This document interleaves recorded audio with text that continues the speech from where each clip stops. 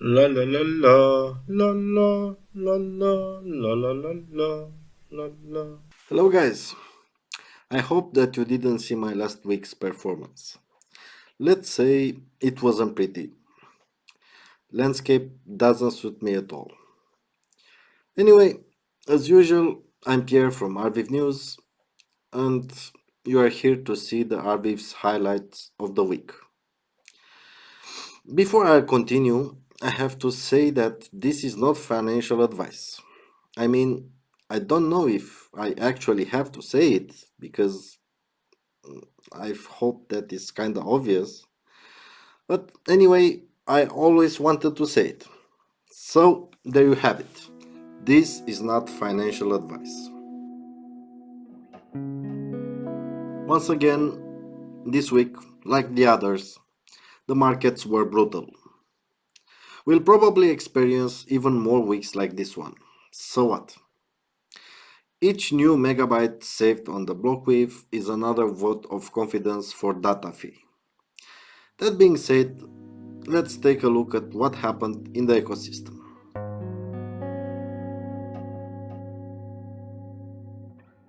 Now, a little about the state of the network. Have you ever wondered why we rarely talk about price action? Simple. Because Arweave's success was never bound to price. So, while the entire crypto space was mortified by the doom DeFi brought up on it, Arweave's data fee model didn't flinch. There will be ups and downs in the incoming years, but one thing will be always the same. The block wave will continue to grow. Take this chart for example. November 4, 2021. It was probably the peak of this cycle for the Arweave price. The wave size was around 24 terabytes. Since then, the entire market has only experienced lower lows. Still, the wave never stopped growing. Now, in the middle of June 2022, when almost every blockchain ecosystem is in a state of despair, it has a size of around 75 terabytes. Some people fail to understand that data itself is probably more powerful than the short-term financial incentive. A generic chain will be held alive as long as its native coin has a greater value than the cost of mining. Over there, every megabyte is a burden. For Arweave, every new megabyte of data could become a reason for someone to keep a node running because that little piece of data has more meaning for them than any financial reward. So yeah, I hope you get the gist.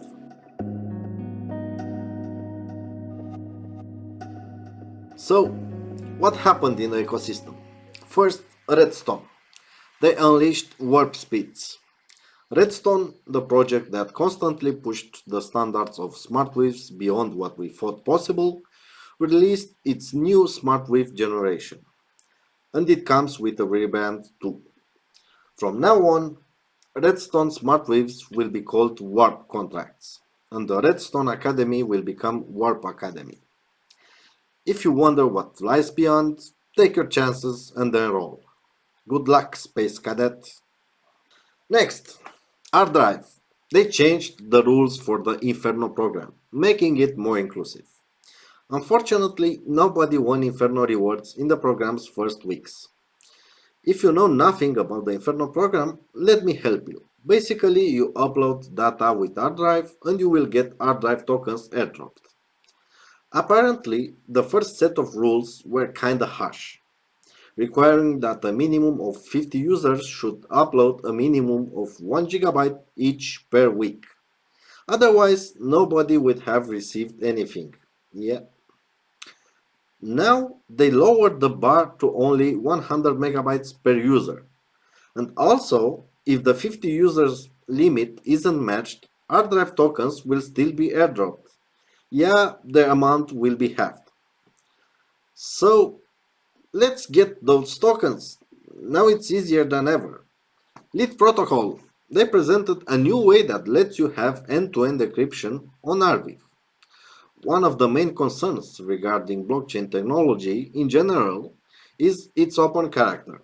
Many are afraid that their privacy is at risk because their information is written on a public ledger, hence being available for all. Still, they forget that blockchain is derived from cryptography, and the primary purpose of this science is to transmit secrets in plain sight. Lead protocol does exactly this. It lets users encrypt static content, upload the encrypted content on Arweave via bundler. Then they will allow only the users who meet the access condition to see the decrypted content. Check their tutorial and become a cryptographer yourself.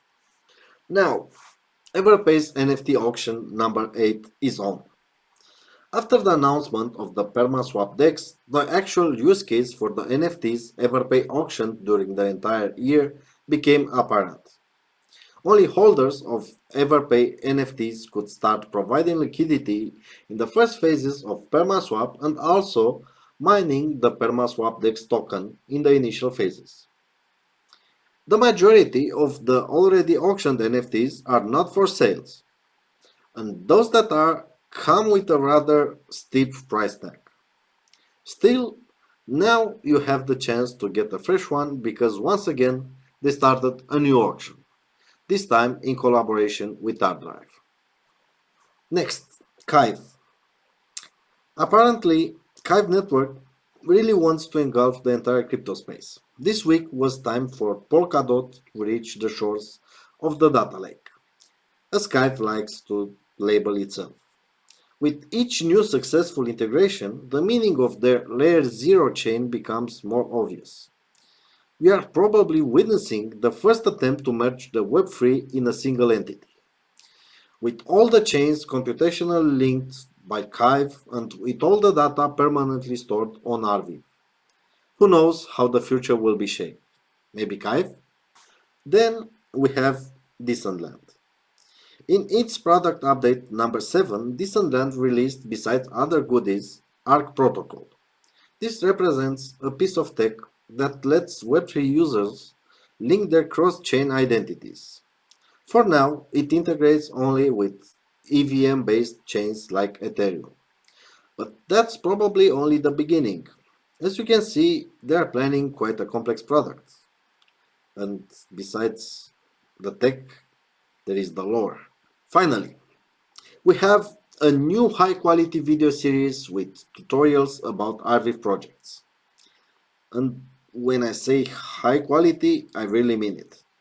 A pleasant, melodious, warm, witty voice will greet you there. Basically, everything that you won't find at me. Twitter user Only Arweave, the one responsible for PermaWeb Pioneers podcast, launched a new series of tutorials about Arweave called Arweave Explore. In this series, he will explore different projects from the ecosystem, one at a time. And again, if you are accustomed to my dull voice and horrific accent, you will be delighted with the smoothness of his recording. The first tutorial showcased Permacast, the PermaWeb response to content creators being deplatformed. So go check it. And by the way, just to see the contrast, I believe that I will start some kind of tutorial series too. So you'll have a laugh. And now, things you won't encounter on Arweave. No, it's not about ladies in red dresses. You may encounter them on Arweave, probably, hopefully, I don't know. What you won't encounter for certain is the permanent ban. Last week, we wrote about how the creator of Rick and Morty had his Dropbox account suspended. Fortunately, Dropbox reacted quickly because he was the creator of Rick and Morty show, and the account was reinstated. At that moment, we asked somehow rhetorically, what will happen in the case of a normal person? So, this week, we searched on Twitter for the phrase banned account. This was the first result of a never ending list. There are no happy endings in Web 2 if you are not famous, even if you wear fancy dresses. So, be a reminder. Boom. That was all, folks. See you next week. Until then, peace.